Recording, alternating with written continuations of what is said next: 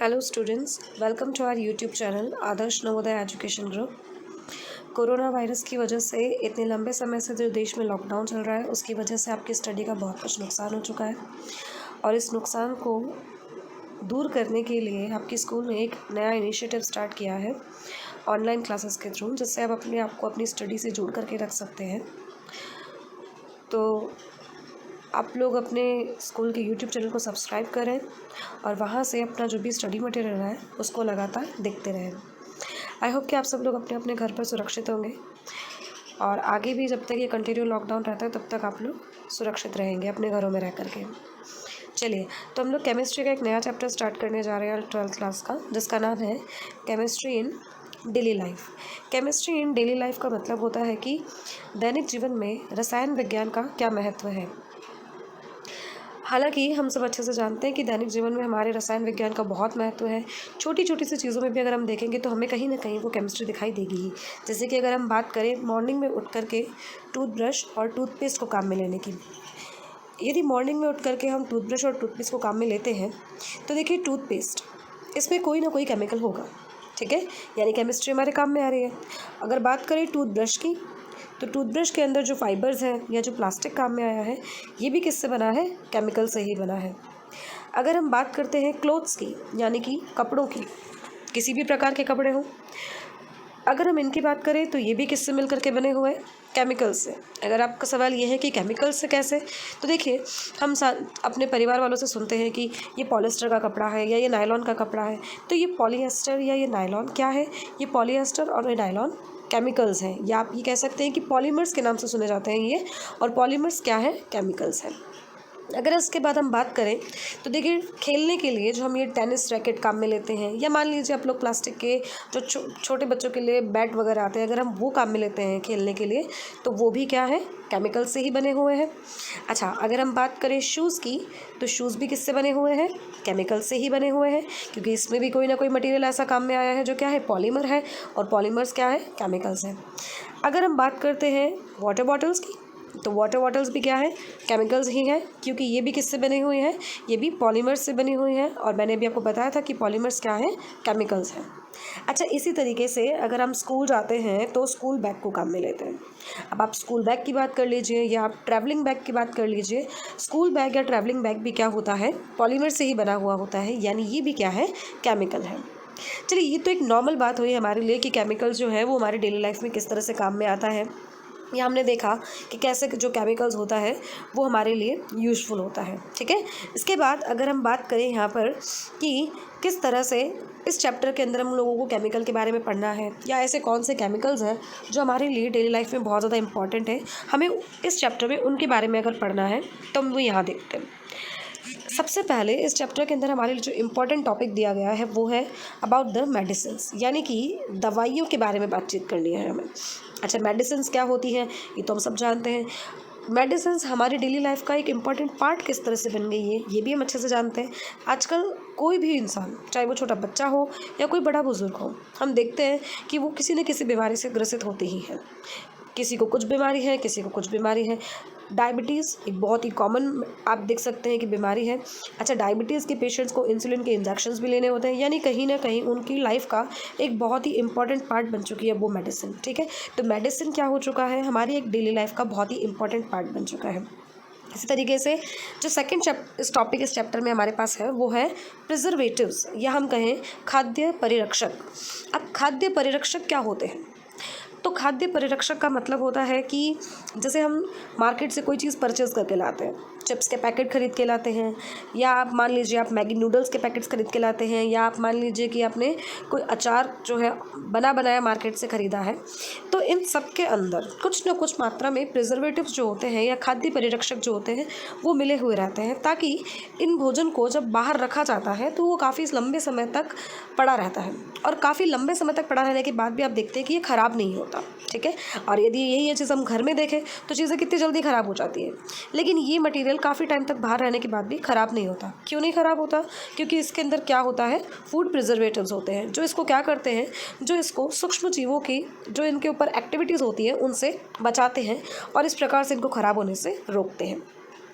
इसके बाद नेक्स्ट जो हमारे पास है वो है डाइज़। डाइज़ यानी रंजक। जो कि क्या करते हैं, रंगने के काम आते हैं। अब डाइस कुछ भी हो सकती है, आप हेयर डाई की बात भी कर सकते हैं, या फिर आप बात कर सकते हैं जो कपड़ों को रंगने के लिए हम डाइस काम में लेते हैं उनकी। ये डाइस भी हमारी लाइफ में बहुत ही इंपॉर्टेंट रोल प्ले करती है। अच्छा, इसके बाद ये है हमारे लिए सोप एंड डिटर्जेंट्स, या जिसको हम कह सकते हैं कि क्लीनिंग एजेंट्स हैं। ये क्या काम आते हैं, सफाई करने के काम आते हैं। और हम ये भी जानते हैं कि दैनिक जीवन में इनका हमारे लिए कितना महत्वपूर्ण उपयोग है। ठीक है, तो ये कुछ छोटी छोटी सी चीज़ें हुई कि किस तरह से ये जो 4 घटक हैं ये हमारी लाइफ के अंदर एक बहुत ही इंपॉर्टेंट रोल जो है वो प्ले कर रहे हैं। चलिए, तो अब हम देखते हैं मेडिसिन्स के बारे में। मेडिसिन्स और ड्रग्स।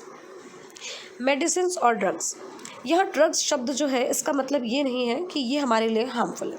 पहली बात, क्योंकि हम लोग सोशली जब ड्रग्स नाम सुनते हैं तो हमारे दिमाग में इसके एक जो इम्पैक्ट बना हुआ है इसका कि ड्रग्स है, इसका मतलब क्या होगा, ख़राब ही होंगे, या इनकी जो आपको हैबिट लग जाती है, या आप देखते हैं कि इसके कुछ बहुत ज़्यादा बुरे प्रभाव सामने आते हैं, या लत लग जाना। तो ऐसा कुछ नहीं है। मेडिसिन्स और ड्रग्स ये एक ही तात्पर्य से बताते हैं कि मेडिसिन का मतलब क्या होता है, औषधि, तो ड्रग्स का मतलब भी क्या है, औषधि। यानी मेडिसिन को अगर हम ड्रग्स कहें तो इसमें ये बात नहीं आएगी कि ये ड्रग्स हैं तो अपना नेगेटिव इम्पैक्ट ही डालेंगे। ठीक है, तो यहाँ पे सबसे पहले अगर हम ये देखते हैं कि इस चैप्टर के अंदर जगह जगह पर अगर हमें ड्रग्स वर्ड को यूज़ में काम में लेना पड़ता है या हम इसको यूज़ करते हैं तो इसका मतलब ये कतई भी नहीं है कि ये ड्रग्स शब्द का मतलब यहाँ पर एक नेगेटिव इम्पैक्ट के थ्रू आ रहा है। ठीक है, यहाँ ड्रग्स का मतलब किससे है, औषधियों से ही है। चलिए, तो अब बात करते हैं मेडिसिन्स और ड्रग्स की। मेडिसिन्स और ड्रग्स क्या होते हैं? मेडिसिन्स और ड्रग्स, मेडिसिन्स और ड्रग्स केमिकल्स होते हैं। अब केमिकल्स होते हैं इसका मतलब क्या हुआ, केमिकल्स तो बहुत सारे होते हैं, तो क्या हम हर केमिकल को मेडिसिन बोल सकते हैं? नहीं, हम हर केमिकल को मेडिसिन नहीं बोल सकते। क्यों नहीं बोल सकते? क्योंकि जब तक कोई भी केमिकल हमारी बॉडी के अंदर जाकर के जो हमारे बायोमॉलिक्यूल्स होते हैं उन बायोमॉलिक्यूल के साथ में कोई अन्योन्य क्रिया करके या उन जैव अणुओं से कोई अन्योन्य क्रिया करके उनसे कोई उपचारात्मक अपनी गतिविधि को नहीं दर्शाता, या आप कहें कि उसको ठीक करने वाला प्रभाव नहीं दर्शाता, तब तक आप किसी भी रसायन को औषधि या मेडिसिन की कैटेगरी में नहीं रख सकते। इसका मतलब क्या हुआ? इसका मतलब ये हुआ कि केवल वे रसायन जो क्या करते हो, जो हमारे शरीर में जाकर के जैविक अणुओं से क्रिया करते हो, उनसे अन्योन्य क्रिया करते हो, लेकिन अपना चिकित्सकीय प्रभाव या अपना उपचारात्मक प्रभाव जो है उसे उत्पन्न करते हो, तो केवल इन रसायनों को हम क्या बोल सकते हैं? औषधि बोल सकते हैं। जैसे मान लीजिए अगर हम कहते हैं कि अगर हर केमिकल अगर होता औषधि तो पॉइजन, वो भी तो केमिकल है, लेकिन क्या वो औषधि है? नहीं। हम जानते हैं कि पॉइजन हमारे लिए कितना हार्मफुल होता है। क्यों होता है हार्मफुल? क्योंकि उसका कोई चिकित्सकीय प्रभाव हमारे शरीर पर नहीं होता, या ये कह दीजिए उसका कोई उपचारात्मक प्रभाव हमारे शरीर पर नहीं होता। जब वो शरीर में जाएगा तो वो जैव अणुओं को क्या करेगा? उनको हानि पहुंचाएगा। और ऐसे जो भी रसायन होते हैं जो हमारे शरीर में जाकर क्या करते हैं, जो हमारे शरीर को नुकसान पहुंचाते हैं या बायोमॉलिक्यूल्स को नुकसान पहुंचाते हैं, उन पर अपना हानिकारक प्रभाव डालते हैं, तो ये हम कभी भी औषधियों की कैटेगरी में नहीं रख सकते। ठीक है, तो यहाँ से हमारे लिए एक चीज़ जो समझ में आई वो ये है कि मेडिसिन होने के लिए किसी भी केमिकल का क्या ज़रूरी है, उसका हमारे शरीर पर एक उपचारात्मक प्रभाव होना ज़रूरी है। अब आती है बात कि औषधियों की परिभाषा क्या हो सकती है। तो देखिए, मैंने आपके सामने एक औषधियों की परिभाषा लिख रखी है कि औषधियों की परिभाषा क्या हो सकती है। ठीक है, इसको पढ़ते हैं। इसमें क्या लिखा है कि औषधियाँ संश्लेषित रसायन पदार्थ ही होते हैं, संश्लेषित रसायन पदार्थ ही होते हैं जिनका आणविक द्रव्यमान बहुत कम, कितना होता है? लगभग 100 से 500 यू। यू मतलब क्या है? एटॉमिक मास यूनिट, जो हमने 11th क्लास के अंदर चैप्टर नंबर 1 में पढ़ा है। ठीक है, तो यानी कि हम क्या कह रहे हैं कि औषधियाँ ऐसे संश्लेषित रासायनिक पदार्थ हैं जिनका आणविक द्रव्यमान बहुत ही कम होता है। दूसरी बात क्या है कि ये शरीर में जैव अणुओं जैसे कार्बोहाइड्रेट, लिपिड, प्रोटीन, न्यूक्लिक अम्लों आदि से अन्योन्य क्रिया करके चिकित्सकीय प्रभाव उत्पन्न करते हैं। अभी मैंने आपको जब समझाया था कि मेडिसिन क्या होती है तो मैंने आपसे क्या कहा था कि ये चिकित्सकीय प्रभाव या उपचारात्मक प्रभाव अगर उत्पन्न करते हैं शरीर में तो ही इन्हें हम क्या बोलेंगे? औषधि बोलेंगे। ठीक है, तो नेक्स्ट क्या है कि हम क्या कह सकते हैं कि अतः ऐसे रसायन जो शरीर में क्या करते हो, उपचारात्मक प्रभाव दर्शाते हैं, वे क्या कहलाती हैं? औषधियाँ कहलाती हैं। और इन रसायनों के चिकित्सकीय उपयोग को, जब चिकित्सा के क्षेत्र में इनका उपयोग किया जाता है तो उस चिकित्सकीय उपयोग को क्या कहा जाता है? रासायनिक चिकित्सा या रसायन चिकित्सा, कीमोथेरेपी कहा जाता है। कीमोथेरेपी शब्द हमने पहले भी सुना होगा। आपने सुना होगा कि कोई कैंसर पेशेंट होता है तो उसकी कीमोथेरेपी की जाती है, ठीक है। तो कीमोथेरेपी का क्या मतलब होता है कि जब रसायनों का चिकित्सकीय उपयोग किया जाए या किसी भी चिकित्सा में किसी इंसान को ठीक करने के लिए जब हम रसायनों का उपयोग करते हैं तो उसे कहा जाता है कीमोथेरेपी। अब ये जो कीमोथेरेपी शब्द है ये दो शब्दों से मिलकर के बना है, कीमो और थेरेपी। कीमो का क्या मतलब है? तो कीमो का मतलब है केमिकल्स और थेरेपी का मतलब है ट्रीटमेंट, यानी कि रसायन और उपचार। इसका क्या मतलब हुआ कि यदि हम रसायनों का उपयोग उपचार में करते हैं तो इसको आप क्या बोल सकते हैं? कीमोथेरेपी या रसायन चिकित्सा बोल सकते हैं, ठीक है। तो यहाँ तक की बात आप लोगों को समझ में आ गई होगी कि औषधियाँ या मेडिसिन या ड्रग्स जो होती हैं ये क्या होती हैं, ठीक है। इसके बाद हम बात करते हैं इनके क्लासिफिकेशन की। क्या है? Classification of drugs. क्लासिफिकेशन मतलब हमें वर्गीकृत करना है कि ड्रग्स या मेडिसिन जो होती है इसको हम किस प्रकार से वर्गीकृत कर सकते हैं। तो देखिए, ड्रग्स को हम टोटल 4 तरीके से वर्गीकृत कर सकते हैं। अगर हम बात करें किस तरह से, तो जैसे पहला है लिखा है यहाँ पे फार्माकोलॉजिकल प्रभाव के आधार पर, on the basis of pharmacological effect. Pharmacological effect का क्या मतलब है? इसका मतलब ये है कि जब भी कभी कोई डॉक्टर है, आप जब डॉक्टर के पास जाते हैं तो आप डॉक्टर आपसे पूछते हैं कि क्या प्रॉब्लम है, और आप जब प्रॉब्लम बताते हैं उसको, आप बताते हैं कि मेरा सर दर्द हो रहा है या मुझे कोई प्रॉब्लम है, मान लीजिए आपको कोई चोट लगी है या कोई भी तरह की जो बीमारी होती है, जब आप डॉक्टर को बताते हैं तो आपने देखा होगा कि डॉक्टर आपको पर्टिकुलर मेडिसिन प्रिस्क्राइब करता है। कभी ऐसा नहीं होता कि आपने उसको बोला हो कि मेरा हेडेक हो रहा है और वो आपको जो है कोई एंटीसेप्टिक मेडिसिन पकड़ा दे, यानी कि कोई प्रतिरोधी पकड़ा दे कि ये लो इसको लगा लेना और आपका ठीक हो जाएगा। नहीं, ऐसा नहीं होता। इसका मतलब क्या होता है कि फार्माकोलॉजिकल इफेक्ट जो होता है इसके आधार पर हमने जब मेडिसिन को डिस्क्राइब किया है या वर्गीकृत किया है, तो यहाँ पर ये वर्गीकरण डॉक्टरों के लिए बहुत ज़्यादा महत्वपूर्ण होता है, क्योंकि उन्हें अपनी पूरी एक क्लास डिफाइन करनी होती है कि किस रोग के लिए कौन सी दवा उन्हें देनी होती है। जैसे कि यहाँ क्या लिखा है हमने कि यह वर्गीकरण औषधियों के चिकित्सकीय प्रभाव पर आधारित है, जो कि डॉक्टरों के लिए अत्यधिक महत्वपूर्ण होता है। विभिन्न रोगों के आधार पर उनका उपचार करने में सहायता करता है। जैसे पीड़ाहारी, पीड़ाहारी यानी क्या होता है? पेन किलर्स जिसे हम बोलते हैं अपनी आम लैंग्वेज के अंदर, वो है पीड़ाहारी या एनाल्जेसिक्स। प्रतिरोधी यानी एंटीसेप्टिक्स, डेटॉल नाम तो सबने सुन रखा है, डेटॉल, सेवलॉन, ये सब क्या होते हैं? एंटीसेप्टिक्स, जो क्या करते हैं आपको आपकी किसी भी चोट के ऊपर जब हम इसको अप्लाई कर देते हैं तो वहाँ पर ये सूक्ष्म जीवों को क्या नहीं करने देते? वृद्धि नहीं करने देते, जिससे क्या होता है आपका जो घाव होता है वो खराब नहीं होता, ठीक है। तो ये पहला इफेक्ट जो था फार्माकोलॉजिकल इफेक्ट, इसके आधार पर हमने मेडिसिन को क्लासीफाई किया। अब हम दूसरी बात करते हैं औषधि की गतिविधि या क्रिया के आधार पर, on the basis of drug action. इसका क्या मतलब हुआ कि ड्रग एक्शन? देखो, ड्रग एक्शन का मतलब ये है कि दवाई पर्टिकुलर जाकर के आपकी बॉडी में किस चीज़ के लिए या किस चीज़ के अगेंस्ट जो है एक्शन करने वाली है, ये उसका ड्रग एक्शन होता है, ठीक है। जैसे कि मान लीजिए हमने कहा कि अलग अलग व्यक्ति जो होते हैं वो किसी न किसी चीज़ को लेकर के सेंसिटिव होते हैं। कोई धूप को लेकर के सेंसिटिव होता है, कोई धूल को लेकर के सेंसिटिव होता है, तो किसी को किसी चीज़ से एलर्जी होती है। हम अपनी डेली लाइफ के अंदर ये भी चीज़ें देखते हैं कि किस तरह से किसी न किसी इंसान को किसी न किसी चीज़ से एलर्जी होती है। तो देखिए, जब कोई एलर्जी होती है और बॉडी के अंदर जब भी ऐसा कोई ऐसी कोई एलर्जी क्रिएट हो जाती है, तो हम कहते हैं कि वहाँ पर हमारी बॉडी के अंदर एक प्रोटीन होता है जो क्या होता है, जिसका नाम होता है हिस्टामिन। ये हिस्टामिन प्रोटीन क्या करता है, ये वहाँ पर अपना स्त्रवण शुरू कर देता है। यानी कि जब आपको किसी चीज़ से एलर्जी हो जाती है या किसी व्यक्ति को किसी चीज़ से एलर्जी हो जाती है, तो उसकी बॉडी के अंदर हिस्टामिन जो होता है, इस प्रोटीन का स्त्रवण बढ़ जाता है। हिस्टामिन प्रोटीन ये हमारे लिए ज़रूरी है। क्यों? क्योंकि ये हमारे इम्यून सिस्टम का ही एक पार्ट है। ऐसा नहीं है कि हिस्टामिन हमारे लिए सही नहीं है, बल्कि ये तो हमारे लिए क्या है, एक इम्यून सिस्टम का ही एक पार्ट है, यानी कि ये एक अच्छा कंपोनेंट है। लेकिन जब इसे हिस्टामिन की मात्रा क्या हो जाती है, बढ़ जाती है, तो इस हिस्टामिन के प्रभाव को कम करने के लिए हम क्या कर देते हैं, इसके प्रतिरोधी प्रभाव वाला यानी इसके विपरीत काम करने वाला ही एक जो ड्रग होता है जिसको हम बोलते हैं एंटी हिस्टामिन ड्रग्स या प्रतिहिस्टामिन औषधियाँ जो होती है, इन प्रतिहिस्टामिन औषधियों को हम क्या करते हैं, शरीर के अंदर प्रविष्ट करवाते हैं। यानी ये औषधियाँ क्या करने वाली हैं, इनका एक टारगेट है कि सीधा जाकर के क्या करेंगे, हिस्टामिन के प्रति ही अपनी क्रिया को करेंगी। यानी कि ये ड्रग का क्या हो चुका है, यहाँ पे एक्शन हो चुका है कि किस तरह से एंटी हिस्टामिन ड्रग्स को हिस्टामिन के विपरीत जाकर के ही क्रिया करनी है।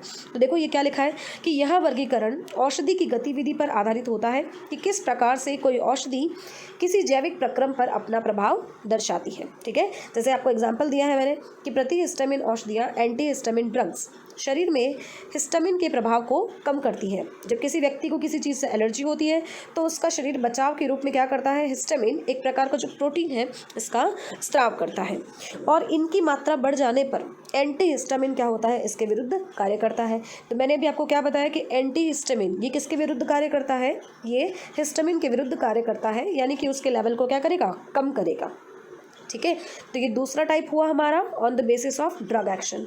अब हम बात करते हैं तीसरे टाइप की, और वो तीसरा टाइप क्या है, रासायनिक संरचना के आधार पर, on the basis of chemical structure. ठीक है, देखिए रासायनिक संरचना के आधार पर का क्या मतलब है, इसका मतलब ये हुआ है कि बहुत सारी ऐसे औषधियाँ होती हैं जिनका केमिकल स्ट्रक्चर या जो रासायनिक संरचना होती है वो एक समान होती है। कुछ एक चीज़ें उसके अंदर थोड़ी बहुत डिफरेंस हो सकती है, कुछ एक मान लीजिए कोई हम सब्स्टिट्यूएंट्स की बात कर ले, कोई प्रतिस्थापी हो तो वो अलग हो सकता है, लेकिन उसका जो मेन स्ट्रक्चर होता है केमिकल स्ट्रक्चर वो कैसा होता है, वो सेम ही रहता है।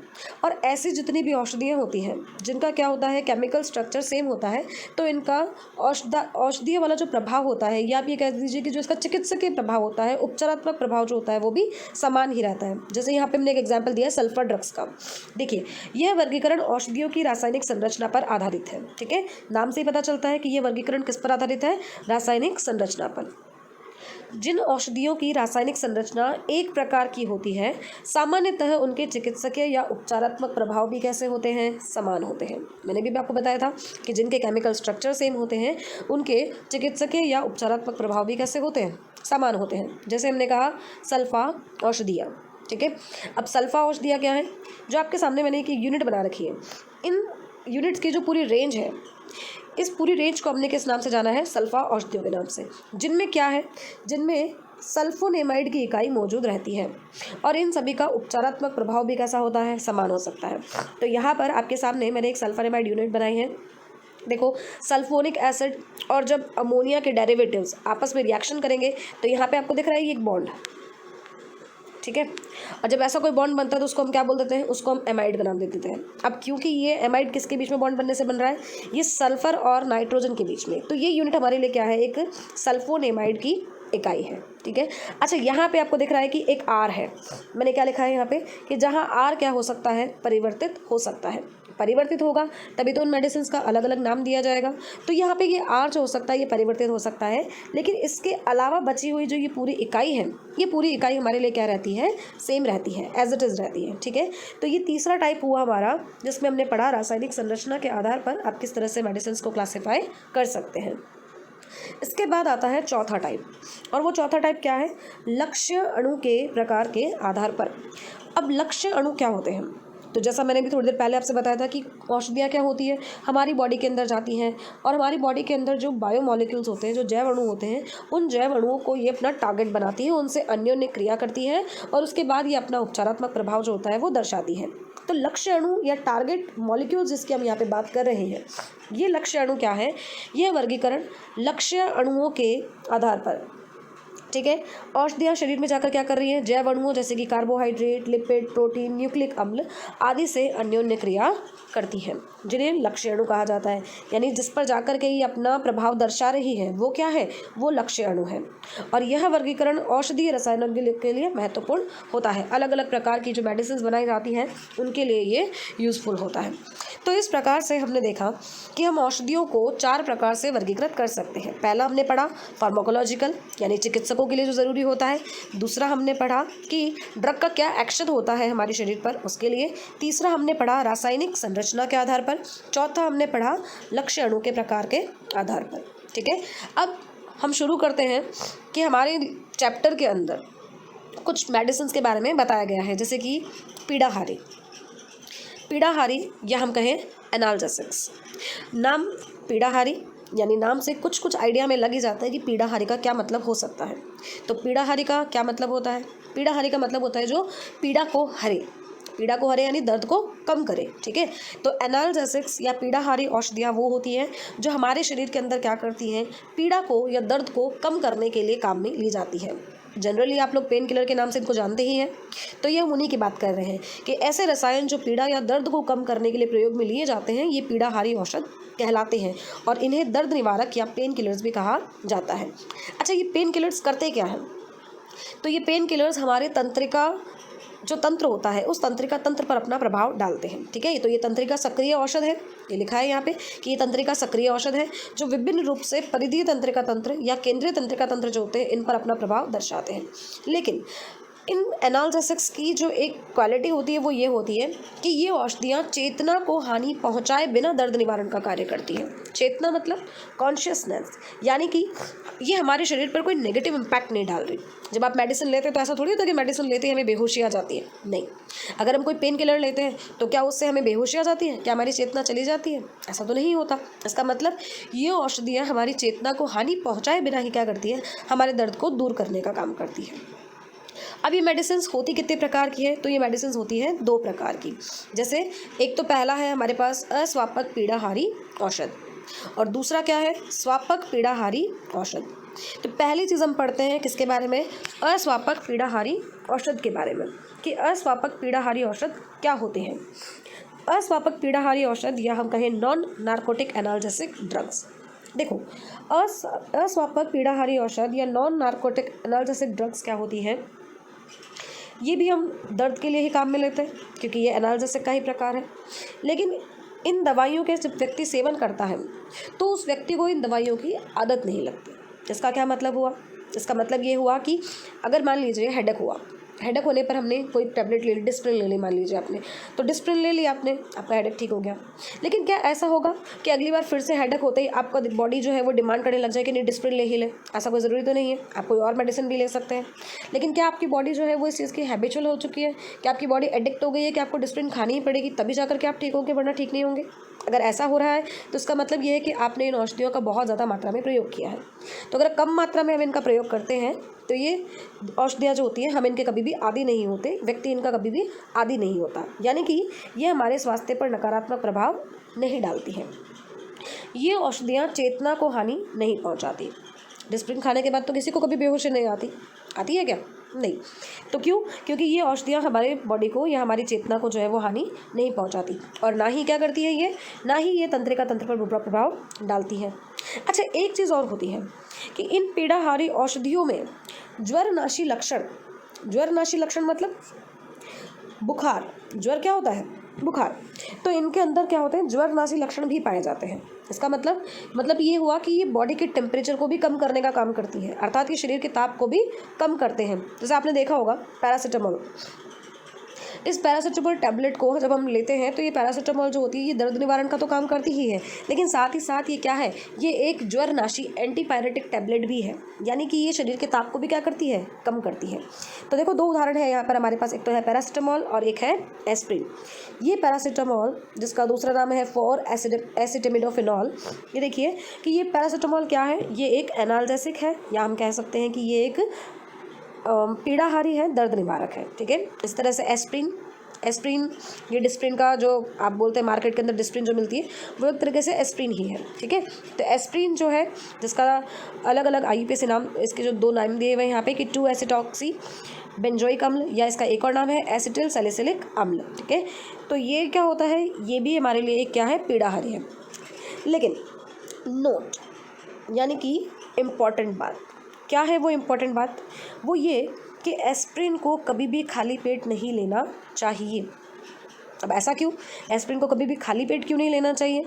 हालांकि हम सुनते हैं कि कोई भी टैबलेट जो होती है वो खाली पेट नहीं लेनी चाहिए, डॉक्टर मना करते हैं उस चीज़ के लिए। कुछ एक टैबलेट्स होती हैं जो आप खाली पेट ले सकते हैं, तो उसके लिए डॉक्टर बोल देता है कि ये टैबलेट आप खाली पेट भी ले सकते हैं।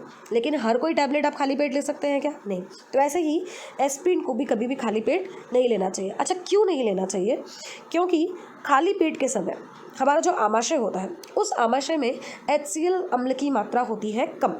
और कम क्यों होती है? क्योंकि हमने कुछ खाया ही नहीं, और कुछ खाया ही नहीं तो डाइजेस्ट करने के लिए जो आमाशय की दीवारें हैं उन्होंने HCl की इतनी ज़्यादा मात्रा को स्रावित नहीं किया। तो अगर आप क्या करेंगे? खाली पेट अगर आप एस्प्रिन लेंगे तो उस समय हमारे आमाशय के अंदर HCl की मात्रा कम होती है, यानी अम्ल की मात्रा क्या होती है? कम होती है। और एस्प्रिन जब शरीर में जाती है तो यह जल अपघटित होकर के एक सैलिसिलिक अम्ल का निर्माण करती है। और ये सैलिसिलिक अम्ल क्या करता है, ये सैलिसिलिक अम्ल हमारे आमाशय की दीवारों पर घाव कर देता है।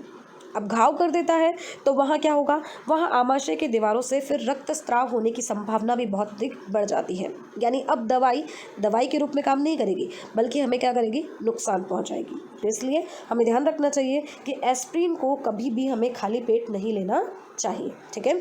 अच्छा, इसके बाद ये तो बात हुई हमारे किसकी, अस्वापक पीड़ाहारी औषधियों की। सेकंड टाइप क्या है इसका, स्वापक पीड़ाहारी औषध। स्वापक पीड़ाहारी औषध या मैं कहूँ नार्कोटिक्स एनाल्जेसिक्स ड्रग्स, ये क्या होती है और ये किस तरह से अस्वापक से अलग है। तो देखिए, इसका मतलब ये हुआ कि इन औषधियों का सेवन जब तक आप नियंत्रित मात्रा में करेंगे, यानी जितनी मात्रा आपको डोजेस दी गई है, डॉक्टर डोज देता है कि ये 5 दिन की तक दवाई लेनी है, ये 7 दिन तक दवाई लेनी है, या ये दवाई सिर्फ दिन में 2 बार लेनी है, या ये 3 बार लेनी है, जो भी है। अगर जिस तरह से डॉक्टर ने आपको मेडिसिन प्रिस्क्राइब की है, उस नियंत्रित मात्रा में ही आप क्या करें, इसका उपयोग करें, यानी कम मात्रा में इसका उपयोग करें। तो ये क्या करती है, तो ये अत्यधिक तीव्र या आपकी जो भी असहनीय आपको दर्द हो रहा है, उससे आपको मुक्ति दिलाते हैं। ठीक है। क्या कहा मैंने, नियंत्रित मात्रा में, कम मात्रा में लेते हैं तो ही क्या होते हैं, ये हमारे लिए यूज़फुल होते हैं। ठीक है।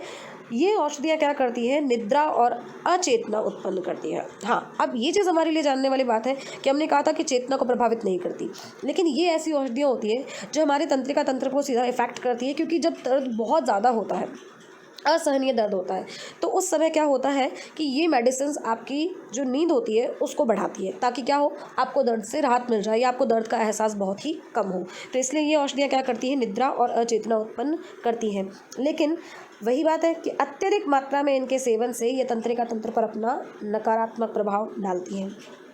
अब आती है वो वाली बात जो हम कहते हैं ना कि ड्रग्स का एक नेगेटिव इम्पैक्ट होता है, ड्रग का इंसान आदी हो जाता है। ये उन ड्रग्स की बात की जा रही है, क्योंकि वहाँ पर ड्रग्स सिर्फ किसके लिए काम में आता है, ये जो आप नाम सुनते हैं, गांजा, हेरोइन, कोडीन, मॉर्फिन, सिर्फ इन शब्दों के लिए वहाँ पर ड्रग्स को काम में लिया जाता है। तो ये अपना तंत्रिका तंत्र पर नकारात्मक प्रभाव डालती है, जिससे व्यक्ति में क्या हो जाती है, चेतना शून्यता की स्थिति उत्पन्न हो जाती है, यानी उनको होश नहीं रहता कि वो किस हालत में है। ठीक है। तो ये देखिए, ये चीज़ जो होती है ये गलत है, यानी कि ये वाली जो ड्रग्स हैं आपकी स्वापक पीड़ाहारी औषध वाली ड्रग्स, ये क्या है, इसका इंसान आदी हो जाता है। इनके सेवन से व्यक्ति क्या हो जाता है, इनका आदी हो जाता है, और जिससे अंत में व्यक्ति की मृत्यु भी संभव है। ऑब्वियस सी बात है कि अगर व्यक्ति इनका आदी हो चुका है और आप उसको ये मेडिसिन ना दें, तो फिर वो किस तरह की हरकतें कर सकता है, वो किस तरह से अपने आप को नुकसान पहुंचा सकता है, या वो किस तरीके से मृत्यु को भी प्राप्त कर सकता है, ये बहुत ही ऑब्वियस बात होती है। ठीक है। तो ये इसके एग्जाम्पल्स है मॉर्फिन, कोडीन और हेरोइन। ठीक है। तो मॉर्फिन, कोडीन और हेरोइन, ये हमने ड्रग्स के बारे में नाम ऑलरेडी सुन सके हैं। तो ये ड्रग्स कैसे होते हैं, ये नार्कोटिक्स ड्रग्स होते हैं, जो क्या करते हैं, इनके व्यक्ति इनका सेवन करने के बाद आदी हो जाता है। चलिए, तो इनके स्ट्रक्चर के बारे में देख लेते हैं हम लोग कि इनका स्ट्रक्चर क्या होता है। ये देखिए, यहाँ पे मैंने स्ट्रक्चर दिया है किसका, मॉर्फिन, हेरोइन और कोडीन का। ठीक है। ये मॉर्फिन का स्ट्रक्चर है, ये हेरोइन का स्ट्रक्चर है, और ये कोडीन का स्ट्रक्चर है। अच्छा, अगर आप इन स्ट्रक्चर्स को बहुत ध्यान से ऑब्जर्व करेंगे तो देखो ज़्यादा कोई खास चेंजेस नहीं है इनके अंदर, है क्या कोई खास चेंजेस नहीं। यहाँ देखो, इस पार्ट में आपको चेंजेस मिल रहे हैं, यहाँ और यहाँ, है ना। देखो यहाँ पे और यहाँ पे ही केवल क्या है, इनके अंदर चेंजेस है, बाकी यूनिट पूरी एक जैसी दिख रही है आपको। अब यहाँ क्या है, यहाँ पे ये OH ग्रुप, इसको मैंने क्या बनाया है, डैश डैश वाली लाइन। डैश डैश वाली लाइन क्या होती है, ये हम स्टीरियो केमिस्ट्री के अंदर बाद में आराम से पढ़ेंगे, जब हम लोग चैप्टर नंबर 16 को स्टार्ट करेंगे तब। फिलहाल के लिए केवल इतना समझ लेते हैं कि देखिए यहाँ पर 2 OH ग्रुप्स लगे हैं। अच्छा, यहाँ पर क्या लगे हैं, 2 OAC ग्रुप लगे हैं। OAC का मतलब क्या है, ये AC जो वर्ड है ये किसके लिए आया हुआ है, ये आया हुआ है एसिटिल समूह के लिए। ठीक है। और ऐसे ही इधर देखिए, ये क्या लगाया है हमने, OCH3। ये OCH3 जो हमने यहाँ पे लगाया है, ठीक है, ये भी क्या है, एक प्रतिस्थापित समूह लगाया है हमने यहाँ पे। तो देखो, आज हमने जो बात की वो बात की किसके बारे में, एनाल्जेसिक्स के बारे में। ठीक है। हमने यहाँ पे बात की है किसके बारे में, एनाल्जेसिक्स के बारे में, कि पीड़ाहारी क्या होते हैं। अच्छा, कितने प्रकार के होते हैं, अस्वापक और स्वापक, 2 प्रकार के होते हैं ये। किस तरह से इनको यूज़ में हमें लेना चाहिए, किस तरह से हमें इनका यूज़ करना चाहिए, ये इसके बारे में हमने पढ़ा। तो हमने जो आज पढ़ा, ठीक ठीक है, इसको हम लोग आगे फिर कंटिन्यू रखेंगे। फिलहाल के लिए आपने जो कुछ भी पढ़ा है इसको रिवाइज करते रहिएगा, बहुत ही आसानी से आपको ये याद हो जाएगा, समझ में भी आ जाएगा। Okay, so thank you students, फिर नेक्स्ट वीडियो के साथ मिलते हैं।